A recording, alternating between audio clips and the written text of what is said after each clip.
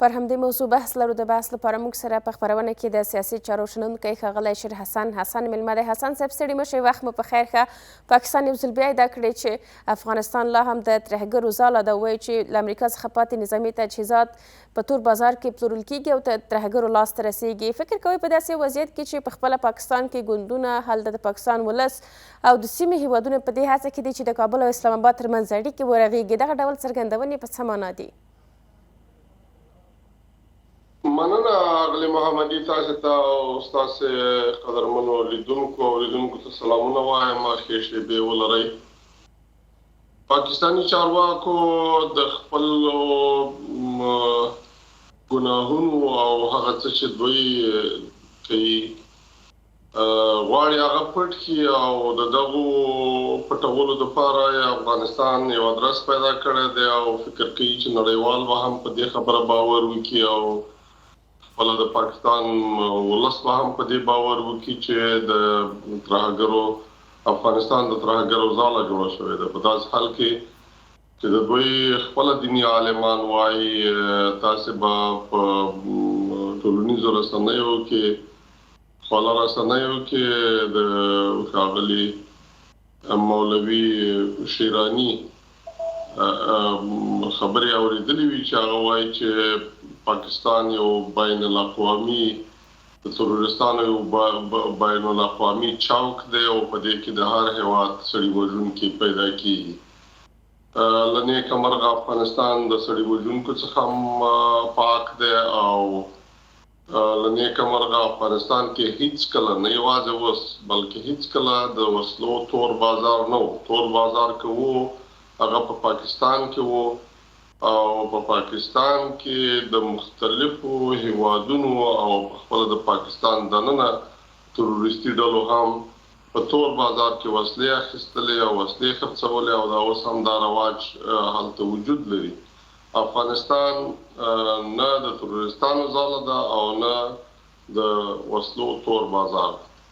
ښه حسن صاحب که وګورو اسلامي امارات هم بیرته غبرګون ښودلی، دغه ادعا ته ویلي دي چې دغه خبرې له حقیقته لرې دي او په ټوله کې د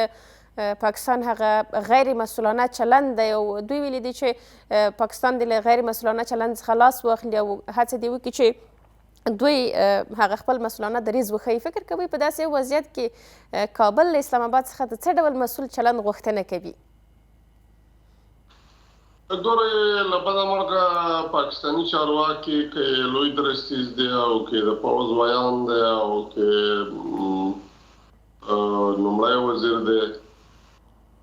له بده مرغه دا څرګندونې کوي چې هغه دښمنانه څرګندونې دي، د بد نیت څرګندونې دي او هر هغه څه دي چې هغه دغه خبره د خپل بام واوري په افغانستان باندې چې یو افغانستان باندې داسې تورونه پورې کوي چې اصلا افغانان د دغسې کرکټر خاوندان نه دي او افغانستان دغسې تاریخ نه لري او افغانستان فعلا په دغسې یو موقف کې نه دی چې پاکستان یې تعریفوي. د اسلامي امارت د مسؤلینو غوښتنه د پاکستان پر حقه بولم په دغه باره کې، ځکه په دغه بهانه باندې دوی هم په نړیوال ډګر کې افغانان تورنوي، افغانستان تورنوي، په افغانستان تهمت لګوي او هم په عملي ډګر کې دوی د بمبارۍ کولو، د تیریو کولو، د عملیاتو کولو او داسې نورو غیر قانوني او د نړیوالو نورمونو نه خلاف چلند کولو لپاره یو روایت او بهانه جوړوي. ښه حسن صاحب که خبره تر دې شي چې کابل باید پاکستان پیژندلی اوسي او د هغه کوم پالیسي چې ده او کوم غوښتنې چې دي بیا ولې د یو دغسې مسؤلانه دریځ غوښتنه کیږي او که نه دی پیژندلی له کومو دریځونو باید پاکستان دا ځل کابل وپیژني چې بالاخره پاکستان افغانستان ته دښمن وایي او افغانستان که هر څه د دوستۍ لاس ورغځوي له اخوا کوم مثبت غوښتنه یا په ټوله کې مثبت ریاکشن نه ورکول کیږي؟ ګورئ څرګندونې دي همې پاکستان تورونه لګوي او هر هغه څه وایي چې هغه د افغانستان په ملت کې داسې نشته، د افغانستان په عیني واقعیتونو کې داسې نشته. او په دغه څرګندونو د ردولو لپاره افغان حکومت ویان هم لګیا دی او زه باور لرم چې ټول افغان سیاسیون دي که افغان اهل خبره دي که افغان ژورنالستان دي او که عادي افغان وګړي دي په دې واقعیت باندې پوهېږي او د دې د ردولو په مورد کې دوی ټول همغږي دي، هغه که په داخل کې دي که په خارج کې دي، د پاکستان د دغه تورونو، د پاکستان د تیریو او د پاکستان د بدنامیو په وړاندې ټول افغانان همغږي دي او دا خبره ردوي. ضمناً افغانان دغه اوسني واکداران هم او ټول افغانان په دې هڅه کې دي چې لږ تر لږه که نور څه نشي کولی نو چې زموږ هېواد خودکفا شي او په پاکستان باندې د هغې تکیې څخه راووځي لکه تر اوسه پورې چې وو چې زموږ تجارت هم په دوی پورې تړلی و او زموږ له بده مرغه د مرکزي حاکمیت په وړاندې بغاوتونه او د مرکزي حاکمیت په وړاندې مقاومتونه او جنګونه پاکستان د دغسې مخالفینو کوربه و او تل د افغانستان مرکزي دولت ننګولی دی. اوس د لومړي ځل لپاره دا خبره شوې ده چې زه باور لرم چې نه په افغانستان کې او نه پاکستان کې دغسې افغان چې ځان ته افغان وایي هغه پاتې نه دی چې د پاکستان د مخالفت لپاره او یا د پاکستان د ملګرتوب لپاره چې د افغانستان د مرکزي حاکمیت سره یې ولري داسې بهانه ورته پاتې او داسې حیثیت ورته پاتې. د دې کبله د افغانانو همغږي او په دغه همغږۍ کې هدفمنده همغږي چې افغانستان د نورو له احتیاجه خلاص شي، افغانستان په خپلو پښو درېدلی هېواد شي. یوازینۍ چاره یې دا ده، نور نه جنګ چاره ده او نه یوازې خبرې. ښه، د افغان سولې لپاره د امریکا پخواني ځانګړي استازي هم د پاکستان دغو څرګندونو ته په غبرګون کې ویلي دي چې پاکستان د دوحې د تړون په اړه باندې ناسم برداشت کړی دا د پاکستان او افغانستان ترمنځ نه دی او که غواړي کولی شي چې پرته له دې چې د دواړو هیوادونو خاوره د یو بل پر ضد وکارول شي او یا هم پر یو بل برید ترسره کړي کولی شي دغه ډول تړون د یو منځګړي په منځ ګړیتوب سره رامنځته کړي. فکر کوئ پاکستان دې ته لیواله دی، غواړي او که همیشه به هم دغه ډول ادعاوې او تورونه پورې کوي؟ ګورئ، تاسې ولیدل چې پاکستان وروسته له هغې چې په کابل او پکتیکا باندې تیری وکړ، په دوحه کې هم او په استانبول کې هم د پاکستاني پلاوي او اسلامي امارت د پلاو ترمنځ باندې 3-4 کتنې وشولې او په دغه کتنو کې پروتوکولونه وړاندې شول د دې لپاره چې یو تعهد وشي د متقابل تفاهم لپاره. منتها پاکستان دغې ته غاړه نه ږدي او پاکستان که تاسو ته چې معلومه ده، د افغانستان ټولو خلکو ته معلومه ده، ټولو نړیوالو ته معلومه ده چې په تېرو 50 کلونو کې بلکې د 50 کلونو زیات د افغانستان په کورنیو چارو کې مداخله کړې ده. د افغانستان پر ضد خلکو د هغو ډلو ملاتړ کړی دی چې د افغانستان د حکومت په مقابل کې جنګېږي او دا اوس هم په پاکستان کې د داعش هغه عناصر چې د افغانستان امنیت هم خرابوي او د سیمې امنیت هم ګواښي هلته موقعیت لري، هلته د شرقي ترکستان ډلې وجود لري، هلته د تاجکستان د مخالفینو ډلې وجود لري، د ازبکستان د مخالفینو ډلې وجود لري، د هند د مخالفینو ډلې وجود لري، د ایران د مخالفینو ډلې وجود لري او دا ډلې په افغانستان کې نشته. که یې هم افغان حکومت په وړاندې باندې تعهد لري چې د هغې د محوه کولو او د هغې د مهارولو لپاره به کلک اقدامات کوي. تر اوسه پورې غیر له پاکستانه چې دغه تورونه لګوي او له نیکه مرغه هیڅ رقم سند نشي وړاندې کولی، بل هیڅ هیواد نه دا تور لګولی دی او نه کوم سند وړاندې کولی شي چې په افغانستان کې د نورو هیوادونو په وړاندې ورانکارې ډلې ساتل کیږي او یا د هغوی حمایت کیږي. حسن صاحب، که یو لوری ادعا کوي، دعوه کوي او بل لوری د سمون غوښتنه کوي، فکر کوئ چې دغه وضعیت او دغه اړیکې به کوم مسیر خپل کړي؟ زه فکر کوم یوازینی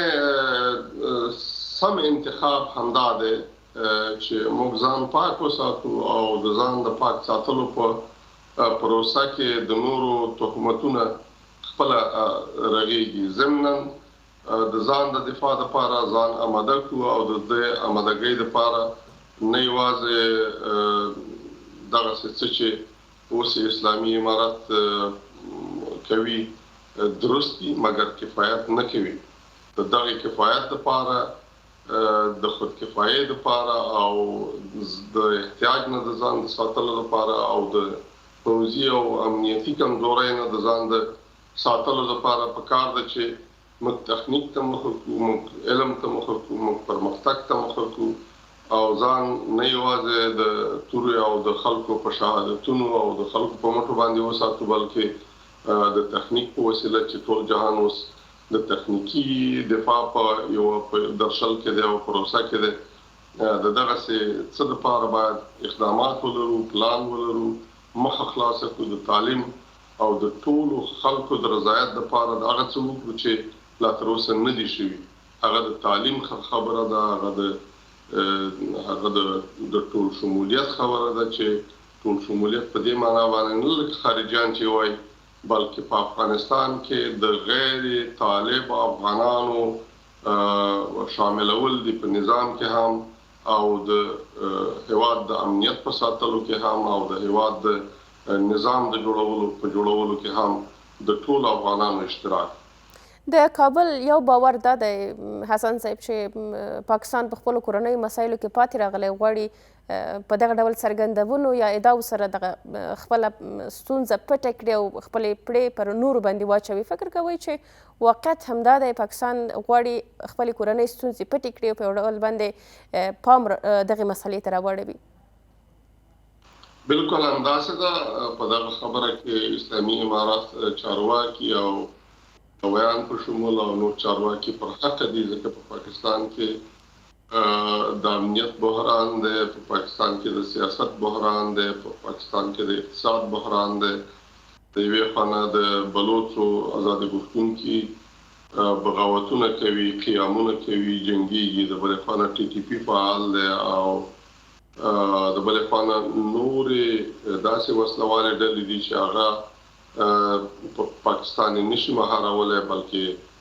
د پاکستان تر سترګو لاندې، تر نظارت لاندې او د پاکستان تر لمنې لاندې هم د پاکستان د دولت او د پاکستان د ولس امنیت ګواښي. تاسې به وینئ چې د پېښور نه نیولې تر سوات او تر کوټې او تر کراچۍ پورې په مختلفو ښارونو کې امنیتي چارې ډېرې ګواښمنې دي او همدارنګه دوی په اقتصاد کې تر دغه سطح پورې چې خلک یې د نارضایت هغه تر ټولو لوړې درجې ته رسېدلي دي او د دغه لپاره دوی یو تور لګوي، یو څه پیدا کوي، یو مضمون پیدا کوي چې د خلکو خولې چوپې کړي او د خلکو نظر له هغو ستونزو څخه واړوي چې د پاکستان دولت یې له حل څخه عاجز. تر څو پړاو مذاکراتو وروسته چې هغه پایله نه لرله، یو ځل بیا پاکستاني رسنیو څو موده وړاندې خبر ورکړی و چې د کابل او اسلام آباد ترمنځ د ستونزو د حل لپاره خبرې اترې د دوی ترمنځ روانې دي او په یو ډول باندې دا ښودلې وه چې هڅه کېږي دغه خبرې اترې په نرمۍ سره ترسره شي. له بل اړخه که په خپله د پاکستان کورني مسایل ګورو، لکه څنګه چې تاسې هم یادونه وکړه، ټي ټي پي، دغه راز بلوڅ ازادي غوښتونکي، ورسره د خلکو نارضایتي او ګڼ نور سیاسي ګوندونه، حتی علما هم د پاکستان پر اوسني سیاست باندې نیوکه کوي. فکر کوئ چې پاکستان د افغانستان سره د جګړې لاره خپلوي او که بالاخره دغه ستونزې به یې دې ته وهڅوي چې نرمۍ ته غاړه کېږدي؟ ګورئ، زه فکر کوم چې انساني تعقل بالاخره خپل ځای باید ونیسي او د پاکستان ګټه په دې کې نه ده چې د جګړې لاره خپله کړي. ما ډېر وخت دا خبره کړې ده چې که پاکستان یو ځل افغانانو ته دغسې مداخلې زمینه برابره کړله چې بیا په رښتیا هم اوس خو بهانې کوي خو په رښتیا هم د پاکستان د هغه پوځي مخالفینو سره یو ځای شي او یو ځل دا جګړه د جګړې ته د افغانانو لاس ور ووبد شي، پاکستان بیا نه دغه پوز ژغورلی شي او نه اټومي سلاح چې دوی لري هغه ژغورلی شي. پاکستان ګټه په دې کې ده چې د افغانانو سره د ښه ګاونډیتوب دغه وساتي، مناسبات او اړیکې وساتي. د پاکستان ګټه په دې کې ده چې مرکزي اسیا ته او حتی روسیې ته د خپلو تجارتي روابطو د جوړولو لپاره د افغانستان له ترانزیت څخه مثبته استفاده وکړي. فکر ونه کړي چې افغانستان دوی پورې مربوط دی او د کراچۍ د بندر نه چې زموږ کوم کنټینرونه او یا تجارتي مالونه راتلل هغه یوازنۍ لار ده. افغانانو یوازونه پیدا کړي دي، یوازې لارې پیدا کړي دي، بدیل لارې پیدا کړي دي. سره له دې چې بیخي ډېر تاوانونه یې ورسول، تر 12,000 زیات کنټینرونه په دغه لاره د کراچۍ نه تر تورخم او اسلام آباد تورخم او د سپین بولدکه پورې په دغه لارې کې بندې دي او تقریبا په میلیاردونو ډالره تر 4.5 میلیارډو ډالره افغان تجارانو ته تاوان اوښتی دی. مګر بیا هم افغانانو دا فیصله کړې ده چې که چیرې پاکستان د دایم دپاره د تجارتي لارې د خلاصولو دپاره او د سولې کولو دپاره او د ښه ګاونډیتوب دپاره قرارداد ونه لري او دا قرارداد د درېمګړي هېواد د نړیوالو لخوا تضمین نشي، موږ دې ته آماده یو چې په ځان سخته تېره کړو، مګر د دوی سره هر هغه څه نه کوو چې دوی په الفاظو کې موږ ته کلونه کارولي دي. کله چې سیزون راشي د افغانانو پر اموالو باندې لارې بندې کړي او کله چې د دوی سیزون براورسېد لارې به خلاصې کړي. اوس دوی ته معلومه شوه چې د پېښور نه نیولې تر ملتان او تر لاهوره پورې او تر کراچي پورې د دوی مالونه چې به د افغانستان د لارې یا افغانستان ته راتلل او یا به د افغانستان د لارې مرکزي اسیا ته تلل، هغه خراب شو، هغه وراسته شو، خصوصا غذایي مواد او میوې او سبزیجات. له دې کبله دا د دوی لپاره درس دی او د یوې ښې پالیسۍ د ټاکلو لپاره دوی ته یوه ښه لارښوونه ده چې تعقیب کړي. د دوی هم پکې ګټه ده، زموږ هم پکې ګټه ده او د سیمې د هېوادونو هم پکې ګټه. حسن صاحب، تاسو وایاست چې د پاکستان دغه ډول سیاست د دوی په زیان دی او پاکستان په زیان کې دی، له کابل سره ښې اړیکې لرل د دوی په ګټه دي، خو باورونه هم دا دي چې پاکستان پروژې اخلي او دلته یې پلي کوي د سیمې د نامنۍ په موخه یا په ټوله کې د هغو موخو لپاره چې دغه پروژې ورکول کیږي. فکر کوئ که مسله د دومره بې واکۍ شي او بیا بیرته د اړیکو د رغولو خبره شي، پاکستان به بالاخره له جګړې او د دغو ترینګلو اړیکو لپاره څومره واک ولري چې بیرته تر ډیپلوماسۍ او دغه راز ترخو اړیکو پورې ورسیږي؟ له بده مرغه په پاکستان کې دغسې یوه پوځي ډله حاکمه ده. په پوځ کې البته د پاکستان سیاست په ټول عمر پوځ چلولی دی او هغه ستراتیژیک اهداف یې پوځ ټاکلي دي او هغه مخې ته وړي، تعقیبوي او خپل پروګرام بیا ملکي حکومت ته ورکوي. ملکي حکومت هم د دوی په رضا باندې کېدای شي چې یو څوک صدر اعظم شي او سبا ته بیا هغه بندي شي او د هغه په ځای باندې یو بل څوک چې د پوځ خوښ وي هغه بیا د هغه په ځای باندې لومړی وزیر شي. څوک قدرت ته ورسېږي او څوک له قدرته وپرځېږي. دا په ټول عمر باندې دا خبره شوې ده او اوس به هم کېږي. ولې اصلي خبره دا ده چې دا خبره نوره بقا نه لري. دغه پروژې چې دوی اخیستې دي نوره بقا نه لري. دوی کوشش کوو چې حتی د افغانستان سره د طالبانو د افغاني جمهوریت له واکمنانو سره د اسلامي امارت د سولې پروسه هم د ځان وبولي او فکر وکړي چې دا اجاره دوی اخیستې ده یا دا مدیریت دوی اخیستی دی او په دې باندې هم د نړیوالو څخه کریډیټ واخلي او بیا ځان وژغوري،